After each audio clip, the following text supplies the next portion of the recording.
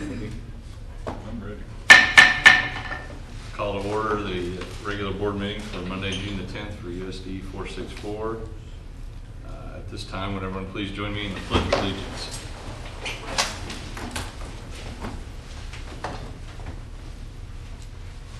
I pledge allegiance to the flag of the United States of America and to the republic for which it stands, one nation, under God, indivisible, with liberty and justice for all.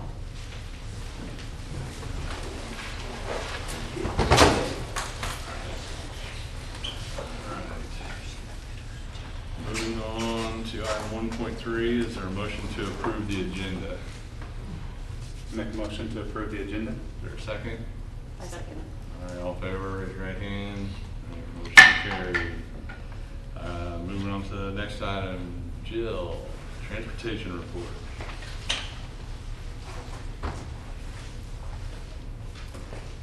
Good evening. Thanks for having me tonight.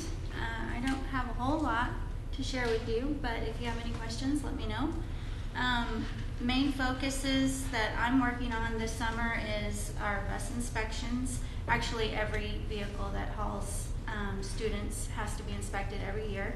So that's our main priority in the summertime. Our inspection date with the Highway Patrol is July 16th. So everything has to be done on our end by then. So the other big thing that I'm working on is just trying to evaluate routes and see where we can maybe shift some students around to different routes to allow for growth that's happening out in the Jackson Heights area.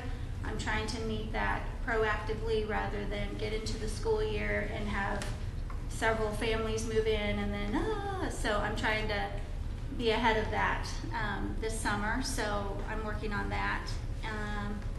As far as pay to ride, I'm not planning on making any changes with that this year.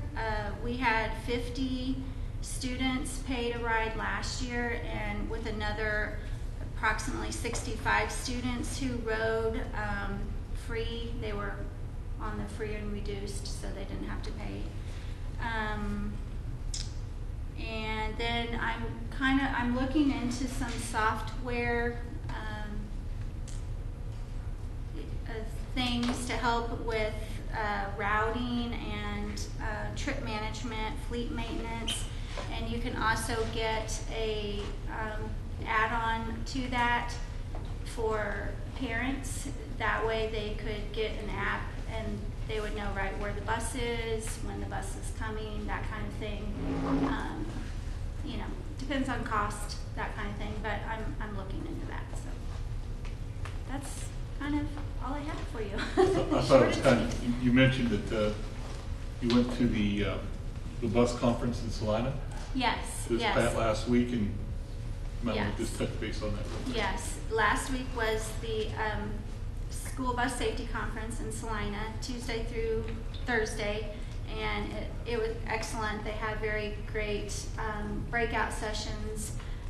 On the last day, they had what is called a bus rodeo. I took a driver with me, and they competed in the rookie division, and that just means they hadn't competed before. She had competed at the district level, but not at the state level.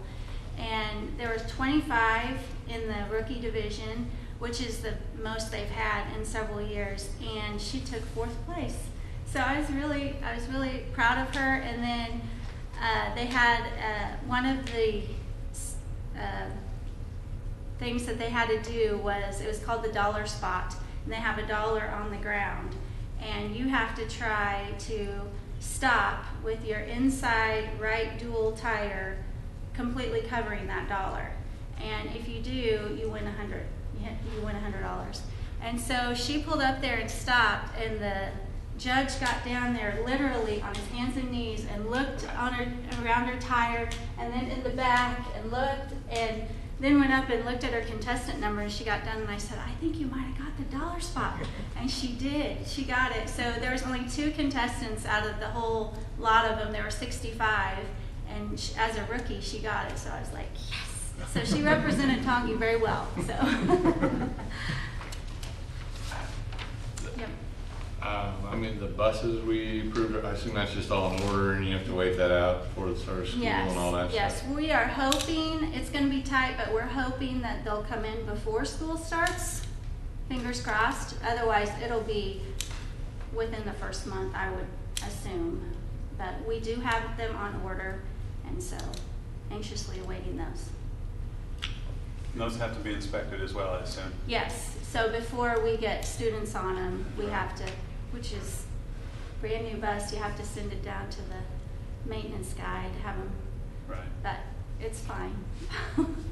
And it's happened every year that I've been here, and I call the highway patrol, and they usually come out within the next day or two, so it's usually pretty quick. Turnaround. So we can get them out on the road right away as soon as they're delivered, so. Anything else for me? Thanks, Jill. All right, thank you. Next, Chuck, and looks like you got some. Yeah, thank you. Going to do a brief review of our year, and I've got Jennifer McCandless. She's a kindergarten teacher, and Missy Miller's a third grade teacher.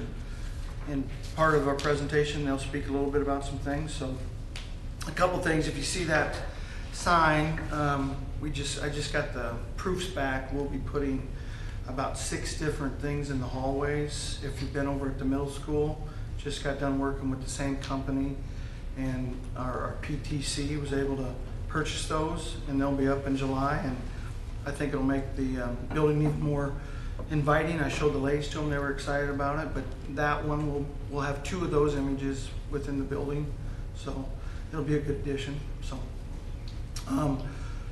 just want to talk a little bit of what we've done this year, and I just kind of did as a review, and I'll talk about each of these bullet points. I'm going to talk about our climate, student and staff recognition, our schedule change, and how it supports students, our evaluation of our reading program, and that's what Ms. McCandless is going to talk a little bit about, our data and what we're doing with our interventions. Ms. Miller's going to talk about that, briefly talk about our 4-year-old at-risk program, where we're at in that process, and about us becoming a trauma-informed school and some things that we want to look at next year, and then kind of an overview of what we plan to do next year. So, first of all, talking about the climate, when I got hired about 14 months ago, one of the things that was an expectation was to improve the morale and the climate of the building, and I think that was probably the thing that, as an administrative team, we were most proud of in throughout the school. And basically what we've done, or what I did, was set high expectations for all staff, and I got a few things listed up there, and I'll talk about them briefly. One thing was just acknowledging everyone in the building. I remember my first meeting, I said, my expectation is if you see an adult in the hallway, whether you're the only people in the hallway or everybody, you better say, hi, how you doing? You don't have to like them, but I want you to show that, because the kids read off on that.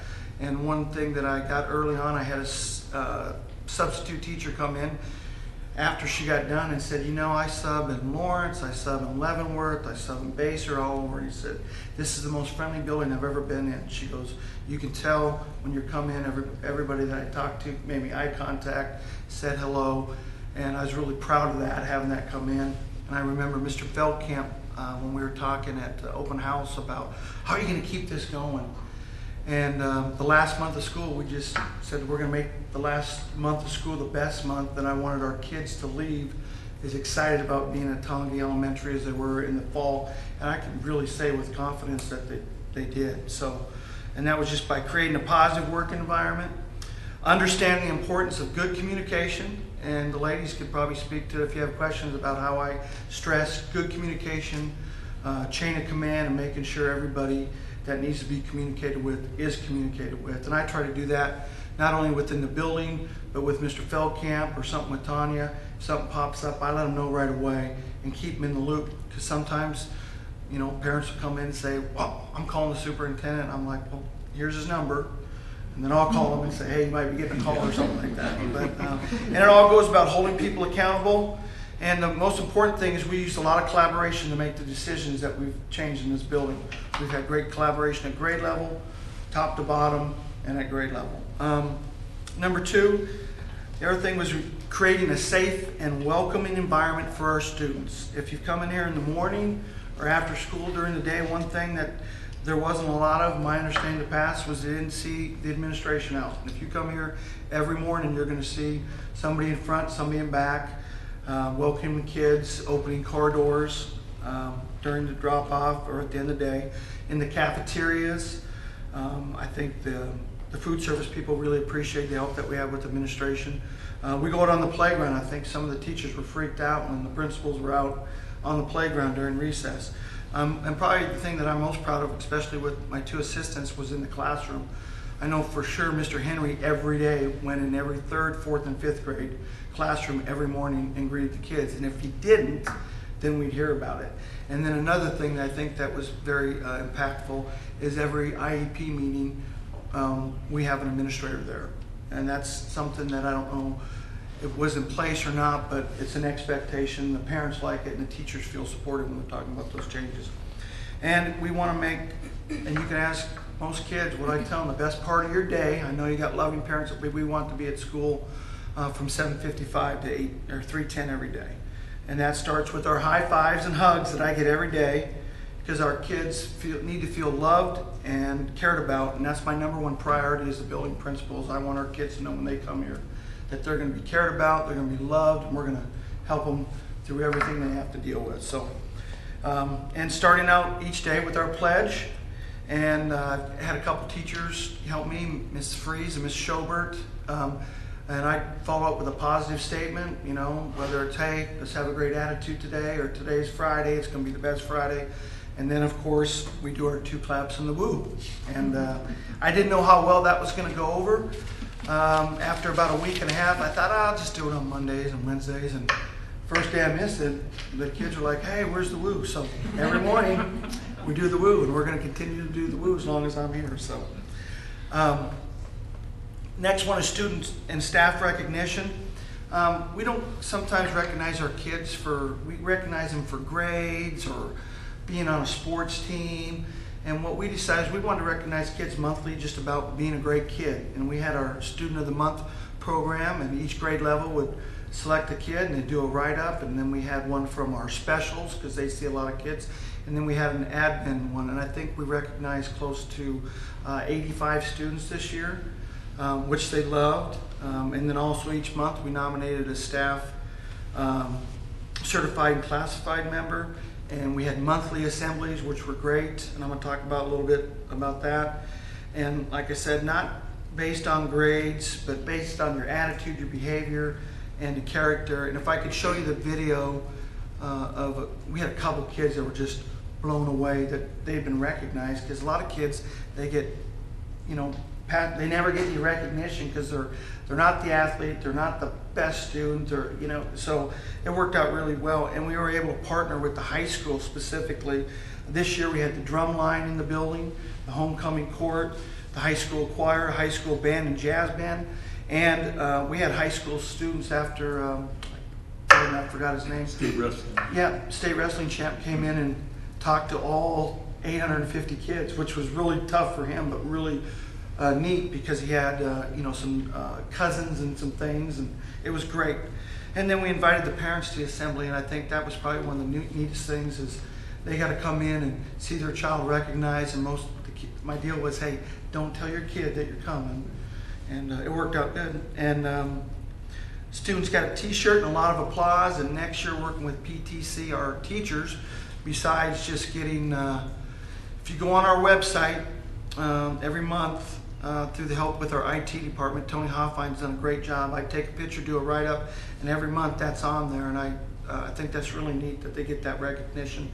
And then on the left, that's our championship belt for being Student of the Month, and that was the front of our t-shirt. So I know the kids liked it, and I think the staff liked it, and they'll get a little more than just recognition and a parking in the front. So let's see. Our daily schedule, we wanted to maximize our schedule and address some things. And what we talked about was, how can we add a technology teacher to our specials rotation? So thank you, board, we have that in. And we were able to practice our schedule the last 17 days of school. And it was great Because through that process, we realized at one time, right out in that hallway, we had half of the building making a change. And we wouldn't have known that unless we would have practiced the schedule. So we've got a real good schedule in place that better will be, we had more recess time. We'll utilize our special education teachers better. We have grade level special education teachers, and they'll be down in their pods. They'll be part of their PLCs. This year we had a special education teacher that have to walk all the way from downstairs over to kindergarten, get a kid and walk back. And if you've walked this building, we had a lot of time in the hallways where we could be using it for instruction. So we're hoping that our schedule will maximize instructional time and try to reduce some of the time we're walking to and from class or standing up. But it was a good collaboration with input from all grade levels, and it turned out really well. And I was telling the ladies before we came in here, I think the kids adjusted to it like that. It was the teachers that were a little bit stressed because there was a change in their routine. So we're going to continue to evaluate it and see how it goes next year. And the other thing is our lunch rotations. Kindergarten was eating first, and by the end of the day, they were so we've moved our classes around of when they eat to make them a little more peppy at the right time of the day. I'm going to have Miss McCandless come up. I'm going to go over this quickly, but we're a reading recovery school, and this is a great program. I went to a training with all the first grade teachers this year, and it has some very good merit, but this program takes up a lot of our time, and it's focusing on the 20%, lowest 20% of just first grade readers. Okay, and that takes up about half the day with our 3 reading teachers. But it is a great 12 to 20 week, depending on how the student does, intensive one-on-one program, and it falls in line with what we use for our benchmarking to see where our reading levels are. So we use what's called a Fontes and Pinnell benchmarking and guided reading at all levels. We do that K-5. What we did before I got here, every kid in the building got benchmarked 3 times. And we just felt like there wasn't a need to do that because some of the kids like in 4th and 5th grade were getting benchmarked. They were reading the same story that they'd read 2 years earlier, and there was no consistency, and we've got a lot of new teachers. So we're trying to we're doing K1, 2 all 3 times. And as they get in 3rd and 4th and 5th grade, based on their reading level, determines on when and how frequently they're benchmarked. It's worked out really good, and it saved us some money. I don't know if you know how many subs we have to have in the building when we benchmark, because we have to take the teacher out of class for 1 to 2 days and get a substitute for them 3 times a year. So we're looking to see if that's the best route for us. We're doing some things. And then I looked at the scores from our kindergarten and 1st grade, and they weren't very good, and which is okay. When I came into the kindergarten class teachers and said, hey, this is kind of a no-blame autopsy, but 67% of our readers that started 1st grade weren't on grade level. What can we do to change this? I said, you guys are going to do it, whatever you need to do. And the kindergarten team has really taken on this challenge. And I'd like Ms. McCandless to briefly talk about some of the things we've done since December. All right, so I'm Ms. McCandless. This is my 7th year teaching kindergarten here, so I've been here for a while. Essentially, before Mr. Mann came to us in November talking about our reading scores, last year we saw a need to kind of mainstream all of our whole group instruction. We had several new teachers, we had several teachers that were out on maternity leave, so then we had long-term subs in like our planning, and so we felt that in order to support our new teachers and our long-term subs, that we would weekly plan together. Just our guided, essentially our reading instruction at that point. So, as you can imagine, 5-year-olds in August, their attention span's like 5 to 6 minutes. So we really had to work with our 90-minute block of reading. So essentially what we do every week during our planning, we have mini lessons that we plan for. And during those mini lessons, we have all of the main components of a balanced literacy. So we have interactive read-alouds, we have shared reading, we have phonics, which we're going to beef up next year. We have writing workshop, and then we have phonological awareness. And so we break our 90-minute instruction into like 10 to 15 minute blocks of instruction, and then the kids go do centers. And then we come back for another chunk, and it fits their attention span to where they are at that point in the year, and then as the year progresses, obviously we can make it longer. So then once we got all of our whole group instruction kind of narrowed down and more focused, we moved to the small group instruction. So this year our team has kind of undertaken a book study with our reading specialist and kind of narrowed our focus from our pre-emergent readers who know less than 40 letters combined uppercase and lowercase to our most advanced readers, and kind of narrowed our focus of what each kid needs at each level to make them grow in the ways that we want them to. So we've done both of those things this year just to ensure that no matter what teacher the kids get, they're all getting the exact same whole group. While our small group obviously changes with each kid's needs, we're using the same planning templates, we're using the same concepts, so every kid is getting those same components in their reading instruction.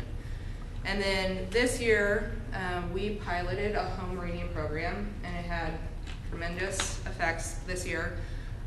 So essentially, every kindergarten student is bringing home 2 books per night. One is a book that they can independently read to increase their fluency, increase their self-confidence in reading, increase their interest in reading.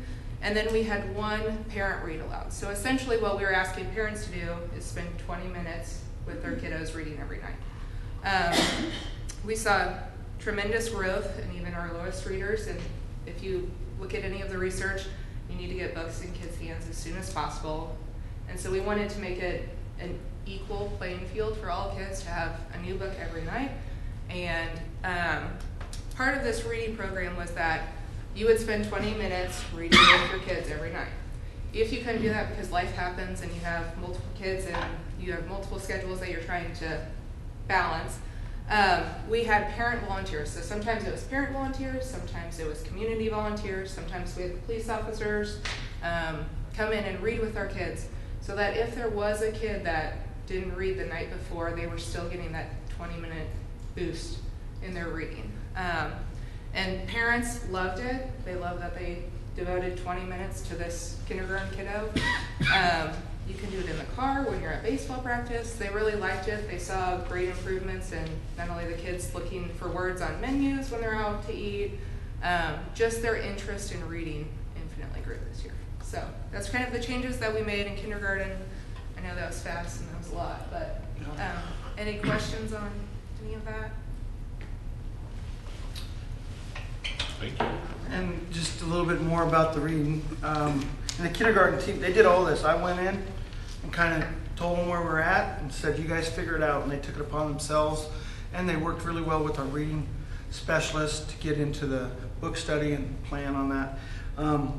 This summer, PTC, one of the reasons we had the fundraiser is we just purchased $2,100 worth of books by the PTC that we're giving away to kids this summer. And we've extended our reading to 4 days a week from 11:30 to 12:30 to coincide with the lunch program. And basically every day we're down in the lunchroom saying, kids, hey, after you get done eating, go check out a book. And last Wednesday, now we did have some popsicles, but we had 110 kids come check out books in the library on Wednesday. And prior to that, I don't know if they've gotten over 25. So, and I'm going to send another blast out tomorrow. I think it cost me $16 for popsicles, but if I can get 110 kids to come in and check out a book, it's a pretty good deal. And we feel like if we don't start at the lowest level, then we're not going to make those improvements. And you know, our reading scores weren't where they were supposed to be. So we're starting at the bottom, working our way up, and we're really excited about it. And I will tell you this, our kindergarten team has been tremendous at taking on that challenge. So thank you. Ms. McCallis, I did have a question. I was wondering, so the books that the children take home at night, how does that work? Do they take home the same book? Do they take home a different book? Do they choose it? I just didn't know how it works. So it's 4 days a week, and I know he's taken pictures a few times, but every classroom shares a bookshelf between 2 classrooms.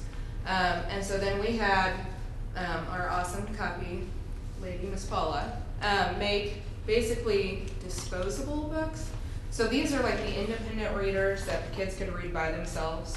And then we've garage saled and rated our own classrooms. But we have parent read alouds. And essentially, we're just under the impression that if they don't come back, at least they have a book at home. Typically, I've only had, since we started this, probably 2 books that have either had like Kool-Aid spilled on it or just they can't find it. Otherwise, the kids, it really helps with their responsibility. They put it in an envelope, they bring it back, and if the envelope is not in the backpack, then they get a little upset because they know they have to have it. In my classroom, if they didn't have it, I would just send it home in a Ziploc bag, and then they would bring the 4 books back the next day, rather than have books than worried about bringing them back or not. So, yeah, there's just bookshelves. We ask parents to donate books at the end of the year if there are any of these easy readers that we want to send to us, and we've had quite a few parents do that. So, And we've got a whole bunch of books that the kids can take right now in the summer. They're all leveled. The one thing that's very important is that kids, you want to say, well, let's read Tom Sawyer. They need to read at the level they're at.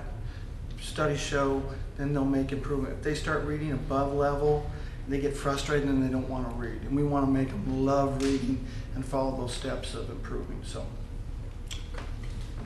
any other questions on that? So how are you tracking or trending the progress from that? Because you had a starting point, that We are. I haven't got all the data back from our Fontes and Pinnell benchmarking. And here's the challenge. MAP scores in Fontes and Pinnell, their levels, they don't align. We have a Lexile score, so it may, for example, a 215 in MAP may say that this kid's on grade level, but on Fontes and Pinnell it may show them up to two grade levels higher, and that's a challenge right now. We want to find one common, assessment on that. What I'm doing now is looking at where we've come from December benchmarking and May benchmarking, and then I'm going to take all of our guided, Mrs. Blazo and I are working on all the kids that were in reading recovery the last 3 years. We're going to take a look at where they were when they left reading recovery and look where they've been the last 3 years, because some of the things that have come back is that's a great program, but when they leave first grade, they no longer get that type of instruction. It is a first grade program. And I'm not saying it's not a great program, it is, but we have almost 900 kids in the school, and if you take 20% of 150, and they're the only one, and we're not even getting to that 20%, we're getting about 12% of those kids. And my worry is that 8% between 12 and 20, they don't get it. And actually, if you retest it, and they can attest to it, probably your 30% to 20%, those kids will change. It just depends on, do they have a good night at home, or are they sleepy or whatever? So I'm worried that we're not really supporting the larger group of kids that need the reading. That's why we're reassessing it. So we're taking a look at scores. And the other thing is that MAP only goes down to 3rd grade, and so we're just doing some different things. And I will share the information and improvement on that. So right now we're in the process of just reevaluating what we're doing, and then in hopes of showing some great improvement scores. So next part, and this is our last part I just want to talk about, is most of you have heard the MTSS, multi-tiered system of support. And that just kind of almost has a neg. When I was interviewing, that's all I heard about. You got to fix your MTSS. You got to fix your MTSS. And it just kind of had a negative ring to it. So we, and this year, there were 2 MTSS periods for each grade level all over the schedule. A 30-minute for math, a 30-minute for reading for each grade level. Perfect world, I wanted to have a block of reading K5 and a block of math K5 so I could go check it out all the time, so I wouldn't have to look at my schedule. What we were able to do with our new schedule is we've narrowed it to a 45-minute period where we're going to address both math and reading, and we're looking at behavior, because what we found is most of the kids that are struggling in math and reading are the same, and a lot of them are tied to their behaviors. So we've changed the name of our MTS to Brave Support Period. We're working on consistent interventions at each grade level. There wasn't consistency, not just in a grade level, but throughout the building. So we're trying to get those lined out when we start in the fall. And each grade level is starting to work with Mr. Henry and Mrs. Blazo on that. And one thing we ask is that everything's research-based. Our BSP time, we have kindergarten first and second at one part of the day, and then we have third, fourth, and fifth at the other part of the day. And we're trying to better utilize our title teachers within that. And this is a evolving situation. And I'm really excited that once we get it rolling, we're going to start seeing improvement in those areas. One of the things we're trying to do is utilize our title teachers in our Tier 2 and Tier 3 interventions. And I'll briefly talk about MTSS. It's 3 groups, many, few, and some. Most kids are going to be right Tier 1. We want our classroom teachers to use strategies right in the classroom, like maybe have to move them outside or change seating or give them extra time instead of always, well, we're going to go to the office, or they're just not getting it. And then at our Tier 2, we want to start doing smaller group things and getting some support from our specialists, our reading, title, and math reading teachers. And then the top of the Tier 3 are the kids that are really struggling. And that's where we want to hit our one-on-one, our researched interventions, where we get pull out. And if we feel like if we can get consistency at each grade level, not meaning that what second grade's doing for an intervention is the same thing that third grade is, because there's different, developmental things in reading, but that every third grade teacher is using the same interventions during our BSPT time, and that goes grade level. So we're starting that process. We just practiced it because it's a new schedule, and that's one of the things we'll talk about a little later. We're going to continue to evaluate, and we want to implement best practices. And those are things that are research-based that other schools are using and that are showing good success. And this will include the continued review of data and the frequent review of student progress. This year's third grade was probably, even though I told them every time I talked to them as a group that they were the best, well-behaved group in the school, probably the most challenging and probably had the most behaviors. And so this really, I think, is going to benefit not just that class. And Mrs. Miller is going to talk about some of the things we're doing with our Braves support period. All right. So one of the things that we noticed as third grade teachers, especially with putting in the new BSP, is that we weren't necessarily taking our kids that were on grade level and needed extensions and doing for them what needed to be done and making sure that they were continuing to grow and not just staying status quo. So some of the discussions we've had over the last month and a half is how can we change that, especially with the new schedule and everything coming in. And some of the things that we decided was, number one, we want those kids who are higher kids who can pretty much pick up a book and read on their own to start building some leadership skills. We also want them to grow with their cooperative group skills and also with their ownership of what they're learning. So some of the ways we've talked about doing that is forming literature circles with those higher groups, and then within those literature circles where, say I've got a class of 30 kids who are on that highest level of groups, and they come in and they break up into groups of 5, and each of them would choose a different group of books that they would read. So our boys might choose some Matt Christopher books that are all about baseball, and girls might choose maybe some mystery books or things like that. And what we want to do is we want those kids not only to have jobs that they do within those literacy circles where they are talking about the book and discussing the book and what was the plot and what really surprised you and the best part of the story, but we also want them to be able to share out. And one of the things that we want to do, especially with us going to one-to-one next year, is include a technology component with that, where they're maybe doing book reviews through a video production that they make, or they put together like a newscast where they're going back and interviewing each other. So not only are they getting the reading skills and the discussion skills and things, they're growing themselves through technology as well. We can also do this when we go with our nonfiction with different research projects and things where they can choose topics that they're interested in and just use the components with the technology piece that we're going to have with that scientific process, data collection, which ties in our math skills and things, to just expand what they are already doing. I'm really excited about that, even though I'm kind of the dinosaur on the technology piece and I'm learning as I go. They probably know more than I do. But I'm excited about where it's going to lead us with our kids. They're all the time wanting to be on the computers and doing things and finding information. For math, we want to tie in some more critical thinking and problem-solving activities with constructive responses and things, differentiating our math stations.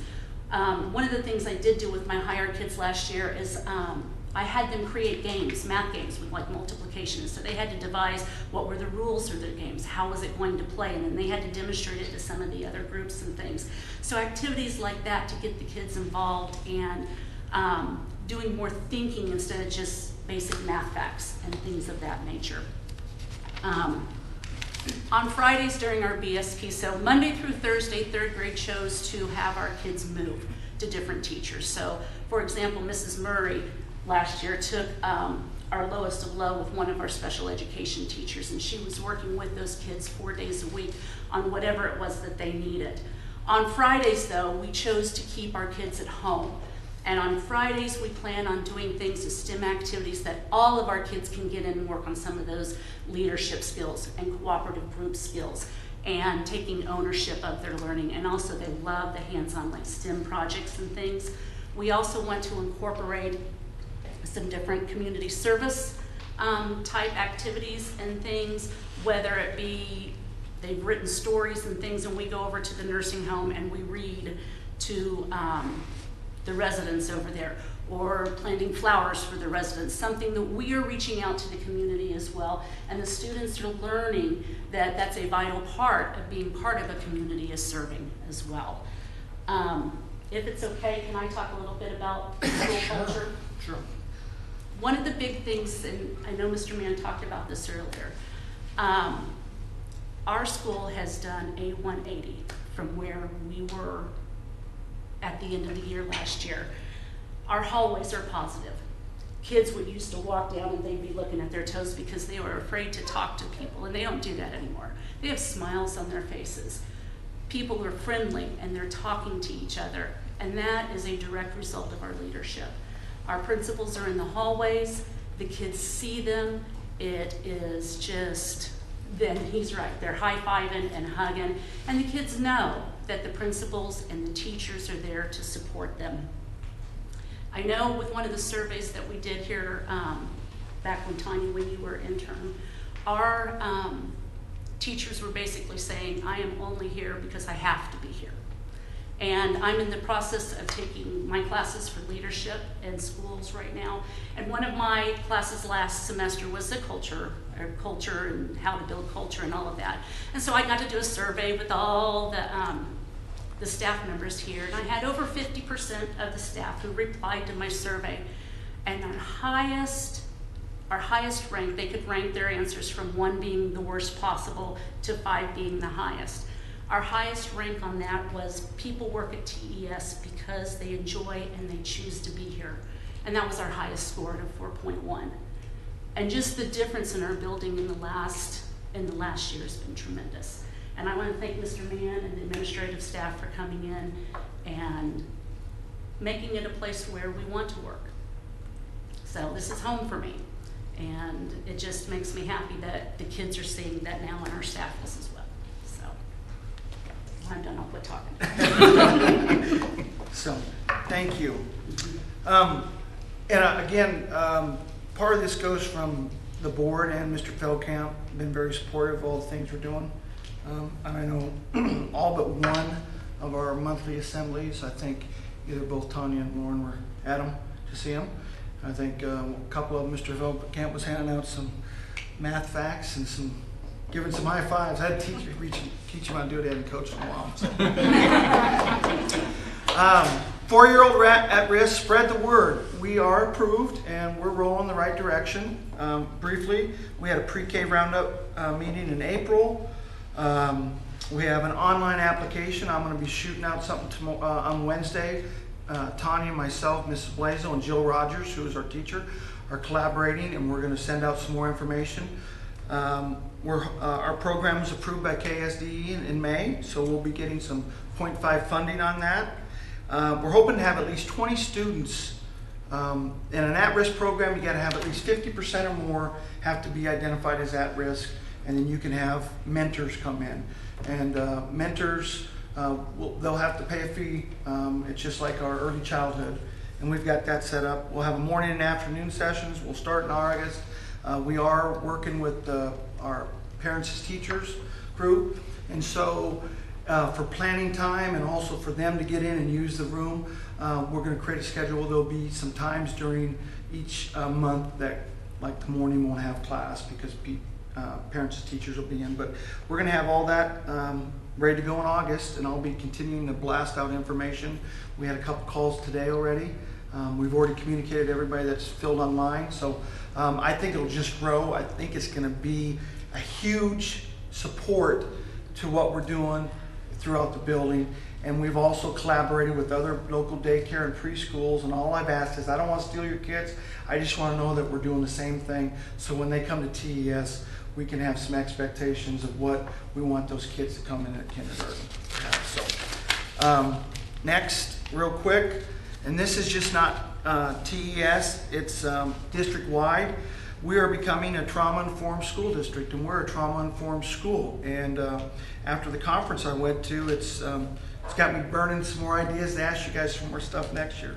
Social, emotional needs of students is constantly increasing. You see it in the news.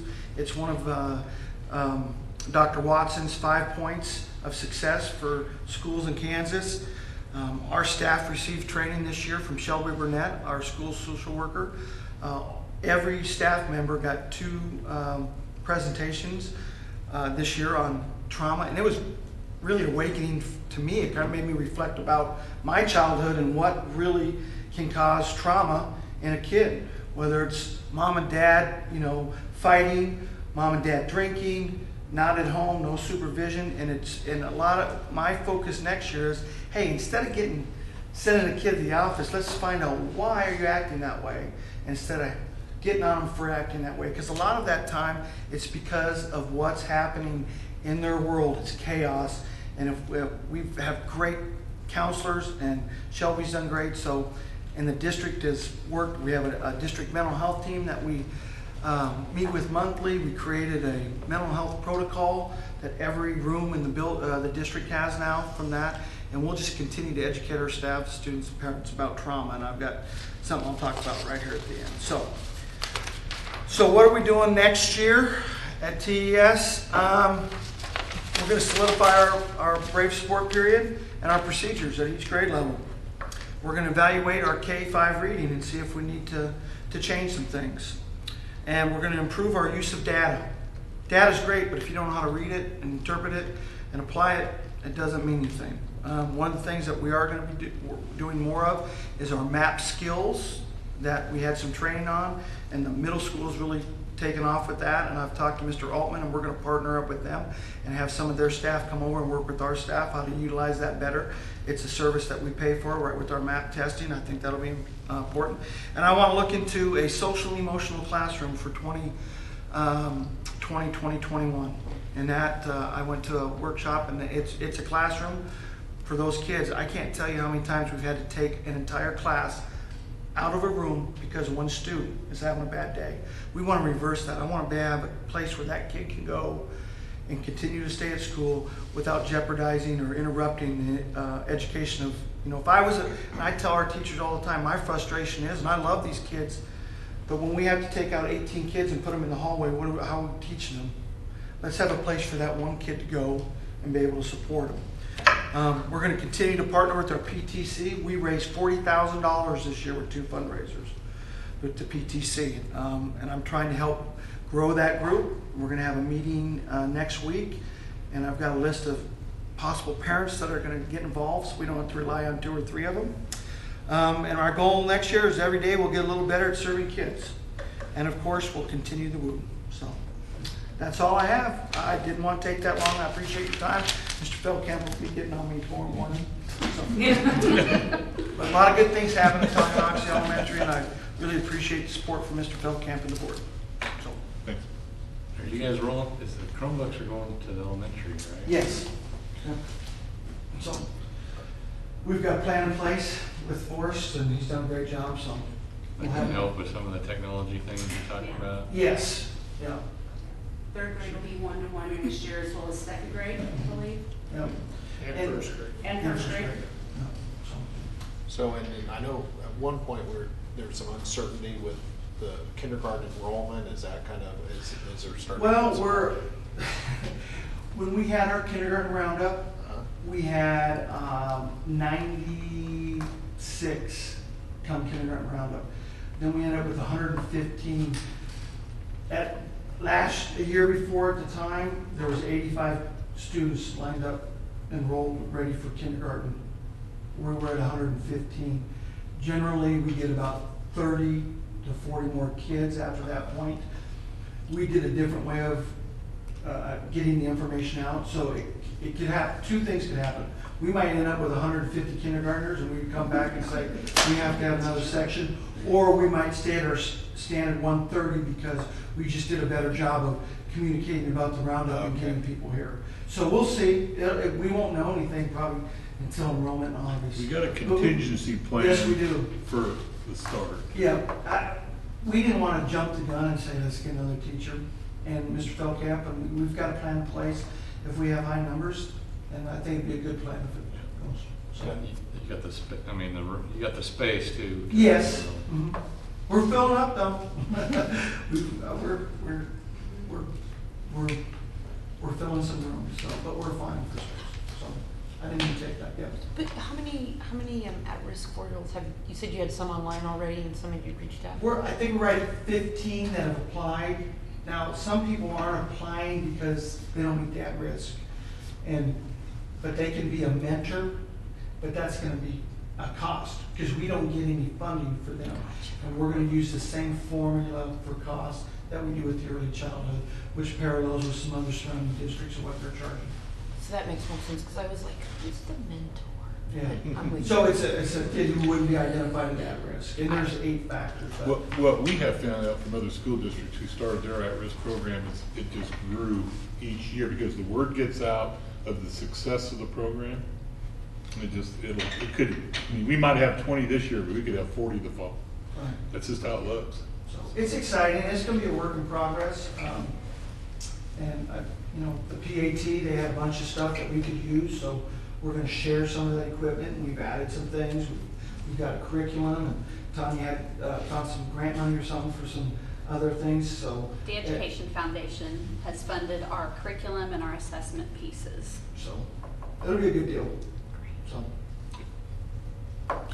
I'm really in trouble. You're all right. You know how many times you've apologized to me in the last 2 weeks? Let's not tell everybody. All right, thank you guys. Thanks, that's very good. Appreciate the update. We'll move on to the consent agenda. I would entertain a motion to approve the consent agenda.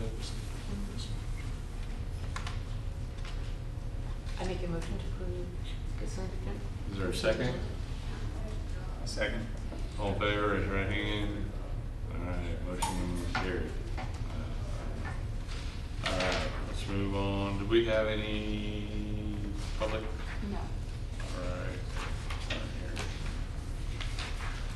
right. Reports for Lauren. Okay, I'll kind of go through this as quickly as I can, but the turf, as you guys have probably noticed if you've driven by, they're making some really good progress. After all the wet weather, it's dried up.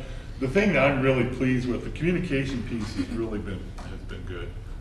Mainly between Paul Driver and Mitch Loomis. And Mitch stops by every afternoon and visits with me, gives me an update. And I know that, Chris, you've been in touch too. That helps a lot, and then letting me know, could be drainage, it could be electrical, it could be whatever it is.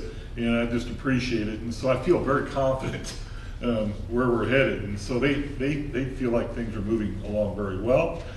Tanya and I and Mitch met with both Gail and Brad this afternoon and had a very strong visit. Just trying to continue that communication piece.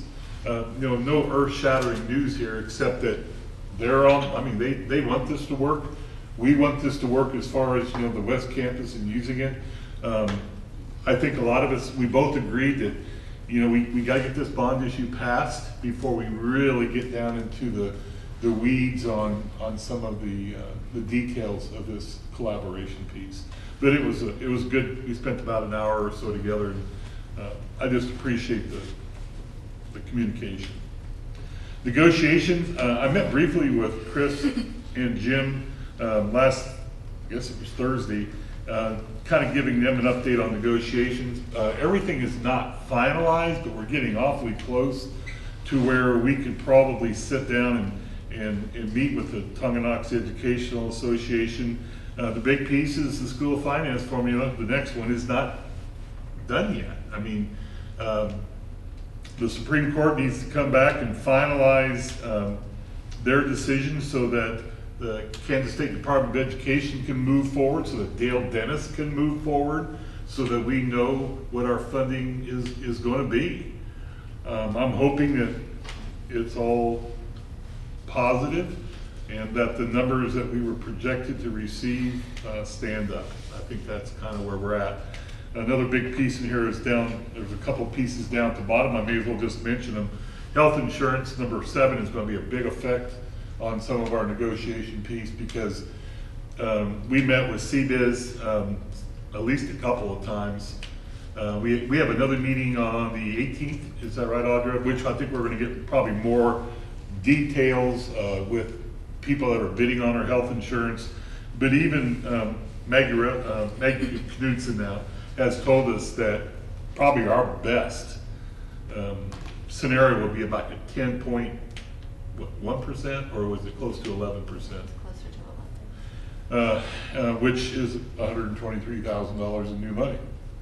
That's not good news, but that is the state of health insurance, I think, in Kansas and across the country. No, is that all just health insurance, or is that That's- workers' comp included? It's That's health just health insurance. insurance. And so we have to figure all those other things into it too, Karen. It's very frustrating. I don't know, I hate to say it, we are who we are. And some of that's based on prescription drugs, some of that's based on the age of our employees, I guess. I don't know how to describe it, but that's just, I wish I could get some good news once in a while from them, but we have not. Audra's done a great job of keeping us posted and keeping in communication with CBIZ. I think they do a good job for us. It's just, man, it's tough business. And then the SRO position is another ongoing topic that will somewhat affect our negotiation piece. That's new money. You know, we only put in less than $7,000 over the last several years for SRO support. That was through a grant that was written several years ago that ran out a few years ago, and the city had been helping with those costs, and that's ended. And so they're still working on their budget. George and Greg is the police chief, have kept in pretty good communication with us, but they'll let us know.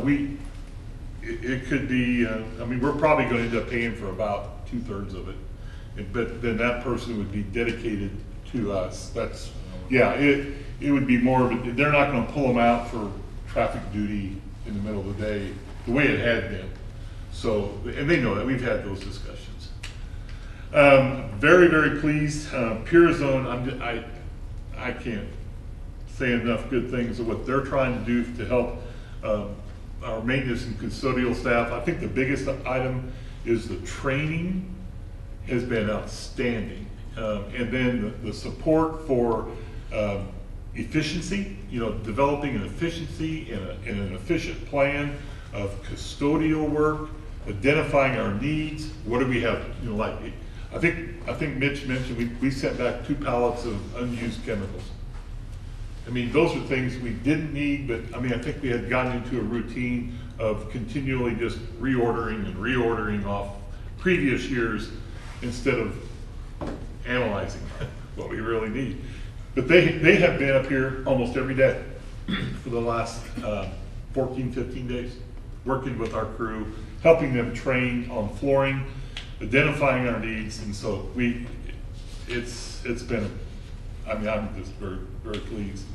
Summer projects kind of falls into that too. We still have a lot of things that we're working on as far as some painting projects, some cement projects, One of the bigger ones will be this sidewalk out the west egress. We want to get on that. We've talked to some people who are helping us with some design there and maybe some donations of product, as far as cement and electrical. So those are all going on right now. So I'm very encouraged where we're headed with some of those items. That's what I got.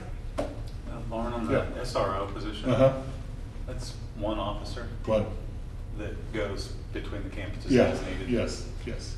Usually starts his day at the elementary and then moves about. I would say he spends about as much time at the high school. I mean, that's the previous SRO.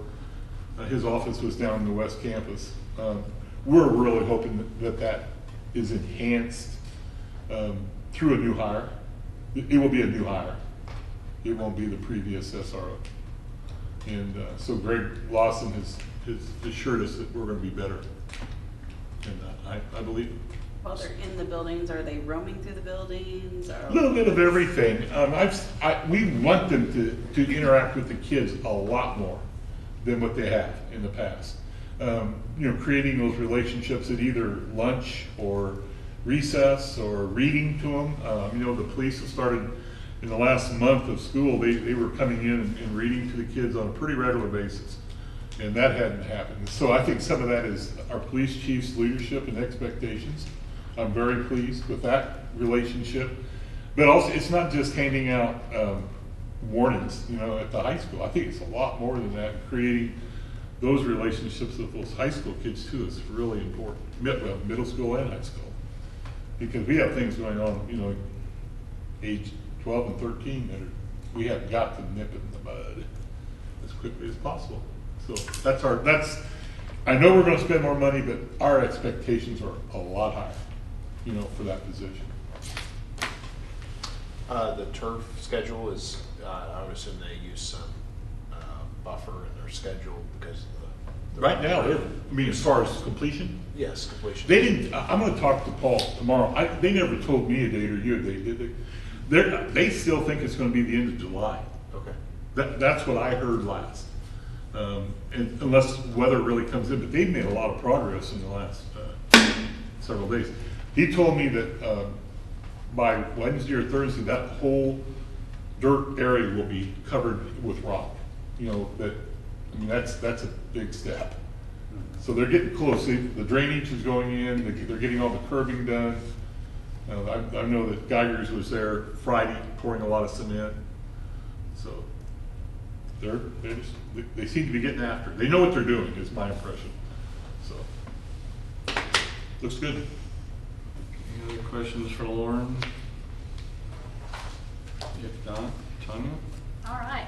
This is a very busy time of the year. You would think summer would relax a little bit, and it does because kids and teachers aren't here, but as far as our office goes, we're very busy ending up the year, wrapping things up, and then doing all the reporting that we have to do, which is a lot, and then transitioning into the next school year. So while we're ending this school year, we're planning for the next school year, so that overlaps a bit.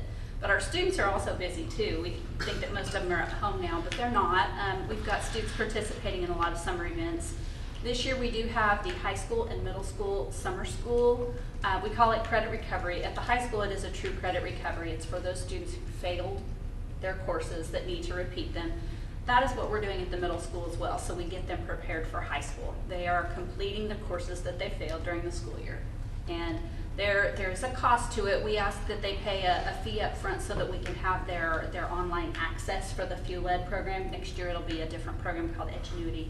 And then if they complete the course successfully, then we refund a portion of their money. So that's another incentive for them to work hard and to earn that credit. We also have driver's education going. You've probably seen those cars around town and the gray hair that the teachers are getting due to the drivers. But we also have extended school year, and that is a summer school for our special education students who have that written into their IEP. That is a free program for them. We have strength and conditioning. We have all kinds of athletics, activity camps, summer leagues. We've got a science camp for kids coming up that are put on by our high school students. That'll be coming up, I think, in 2 weeks. We have students going to nationals in FCCLA, FFA has their national convention, and then I believe we have Skills USA taking 1 or 2 kids I think 2. this summer. Mhm. And also, in preparing for next year, we have our enrollment. Oh, that says 18-19, it's supposed to be 19-20. Goodness, I am not there yet, apparently. We are getting ready to open up our online enrollment. We're putting all the finishing touches on it, and Forrest works really hard on that online enrollment piece, updating that. But once we roll over our year in Skyward, then we can open up online enrollment. We'll have that open up July 1st through Friday, August 9th. We prefer that folks do things online because it automatically updates within our system. And if they did everything on paper, our secretaries will have to hand enter everything, and that is really not preferable. So for our current students enrolling for the next school year, we'll have every person go ahead and re-enroll their students for next year. Now, if students are entering into the kindergarten or the new 4-year-old at-risk program, they can't enroll online because they don't already have access in the system. So we have a special day and time for them that Wednesday, August 7th from 8 to 3 p.m. to come in person. Now, if they're not able to come that time, that's okay. Just pick a different time. But we would like to have all those folks really pretty much on that day so we can get them enrolled. They have a lot of special things that we need to talk to them about and give them in paperwork. So I can't believe I'm talking about enrollment already. Any questions? All right, busy summer. All right, thank you, Tanya. I guess move on then to action items. Brings up 5.1, the tractor purchase. You want to go over Touch this? base on that, yes. We had a lot of input into these purchases, not only from our building and grounds coordinator, but also from board members as we've walked through this, identified our needs, and as you can see, we did have a lot of needs. And I think some of this has been hashed over. The tractor that we have settled on through the bid process and the state bid is it's a 5055E, it's a brand new tractor. All this equipment is coming from Baldwin, which is Heritage Tractor. The loader, which you've heard about, is a self-leveling loader. Along with that are 2 attachments, a fixed pallet fork, which with the self-leveling will be a great benefit for moving whatever they need to move on pallets. And then the snow box would be used, of course, during the winter months in helping us with our snow removal and identifying our needs with, trying to insource, not outsource, but keep everything in-house as we move forward into next year. The grooming mower we did try out. This was something that was suggested that would help us become more efficient. There is no doubt in my mind that it will make us more efficient, but it will also, this tractor that we're buying, we want it to be used there's a lot of areas that we can utilize it. And I think mowing would certainly be a big piece. Around the curve is one of the biggest, that instead of spending several hours on that, we can knock that out in 3 times the speed. And then we need to identify a lot of areas down in this area that we can knock off a lot of the larger areas and then finish it with the zero turns in the smaller mowers. And that's our plan. And so once again, that's a state bid item. The Gator, which we are also going to use for snow removal, but that's also going to be the machine that we'll be using the groomer. At the football field, it'll be pulling that $15,000 groomer that's being supplied by ATG, and it'll be dedicated to that. And the straight blade is for snow removal. It will have a movable blade so that the Gator can work on the sidewalks at that time. Well, we were asked, I'm the vice president, the president, we met with the buildings coordinator last week, had a long discussion, a good discussion about all these things, and it was suggested that we put this in one large, not bid, but one large purchase instead of breaking it out over time. And I would support this. We researched our capital outlay. We feel that we're in good shape to do this as we move forward and help us as a school district move forward with some of these purchases. So that's my input on that. I would just say from my standpoint, I think the mowers have been getting pretty abused doing all the extra work that they do, and the larger mower will have extra expense, but that tractor should not only do efficiency, but help add some life to some mowers that really aren't intended for some of the work that they're actually doing. But it was a good conversation. I don't know if there's any other comments or anyone else wants to say anything. Any questions for Lauren?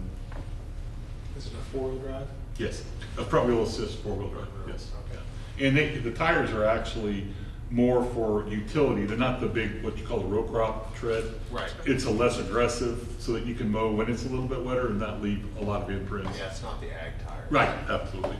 And so it's a perfect fit, I think. I just think it's necessary. I mean, we've been deficient in maintenance and grounds for years around here. We've got to give people the tools to be successful, and I feel like this is doing that. But they've got to be utilized. Mhm. Any other questions, comments? If not, I'd entertain a motion to approve the grounds equipment purchases. I'll make a motion to approve the tractor purchase. Is there a second? Second. All in favor? Motion carried. All right. Sorry here. Closing budget authority. Yeah, and what this does, I don't know if the school district has done this in the past. Okay, good. Audra says yes. But this saves basically a special board meeting to close out the budget year. We are closing out actually on June 28th, I think it is. Lori and I are meeting with a couple of the Greenbush representatives. We'll spend the day from 9 o'clock until 3:30 closing out. But what you're doing is you're giving the clerk, Lori Wilson and I, the authority to finish out the year and then pay whatever bills trickle in before the end of the budget year. That's really what you're doing. So it saves that little 5-minute special board meeting when you come in and we approve all the bills.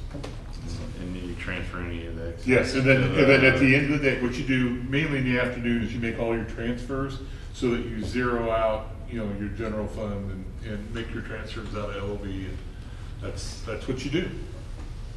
Any other questions for Lauren on that? Entertain a motion. I move to authorize the superintendent, the business manager, and the auditor to make necessary transfers to the special funds, driver's education, special education, food service, in-service, textbook, capital outlay, and transfer the legal maximum amounts provided by law to the contingency reserve fund, the capital outlay fund, and the special funds from the general fund and supplemental fund, subject to receipt of the district's final state aid payments. Is there a second? A second. All in favor, raise your right hand. All right, motion carried. Next item, resolution to extend term of office.